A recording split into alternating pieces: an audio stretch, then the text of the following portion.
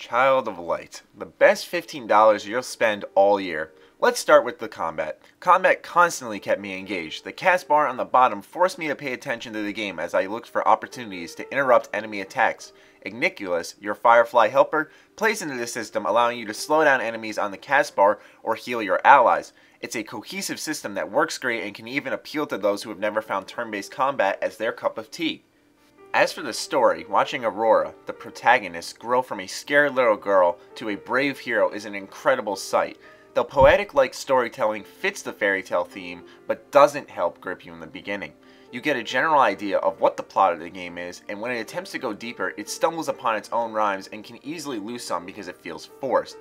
Not saying, though, that the story is bad, but perhaps if more lines were voice acted, it would have assisted so I could listen and interpret instead of struggling to read the Shakespearean writing. After a few hours, though, these rhymes feel way less forced, and the result is an awesome form of storytelling that I personally have never seen before. When you first see Child of Light, obviously the first thing that will stick out to you is the incredible art style. This water-painted glory is incredible. Like, do I have to say any more than that? All it takes is one look to know how unique it is. Each landscape is handcrafted and is an absolute marvel just to stare at and then explore its beautiful, beautiful landscape. If there's one thing that is wrong with this world, it's that I never had a clue of where I was going. While some reviewers say that this added to the effect, I have to disagree. I never knew if I was trailing off the beaten path or heading straight for my objective.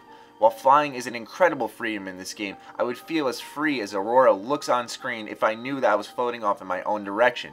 Perhaps an addition of an arrow direction on just which way I should go, and then I could fly into wherever the heck I want to. I always just had this feeling that I was missing something anytime I hit a main objective point. There is also a crafting system in this game, and might I say, it's pretty awesome. Using the gems you find throughout the world, you can use these gems to create buffs to help you and your party in combat. There are tons and tons of different combinations, and it's always an exciting feeling entering the screen not knowing what you'll come out with. Oh, by the way, speaking of systems, this is also basically inspired from a JRPG, so you also have your simple leveling up. Whenever you hit a level, you can go ahead, add a skill point, and basically customize your characters and party members to your extent. And finally, to end it off, holy soundtrack. This is the most peaceful music I have heard in a game since the Kingdom Hearts title music. Really, it's that good. It plays right into the theme of the story, and I love it. And that's about all the things I have to say about this game. The only major complaints I had were the storytelling really didn't work in the beginning, felt pretty forced, and alongside that, I also felt that I never had a clue of where I was going throughout the entire game. But that's all I have to say. Now the question is, should you buy, rent, or pass this? Well, considering it's a $15 downloadable title, you can get at least easily 12 hours of content into this. It tells a great, incredible story, has great combat, has great music. I have to say that this is a must-buy. One thing that may push you away is the turn-based combat, as that is not everyone's cup of tea, but I must insist that it's a very fast-paced turn-based system and that you will not be stumbling upon yourself and being bored and just waiting for your turn. It is very engaging, you find yourself paying attention, and it might open your eyes to a new genre of gaming, and I have to highly recommend this game if you're looking to explore into a new category.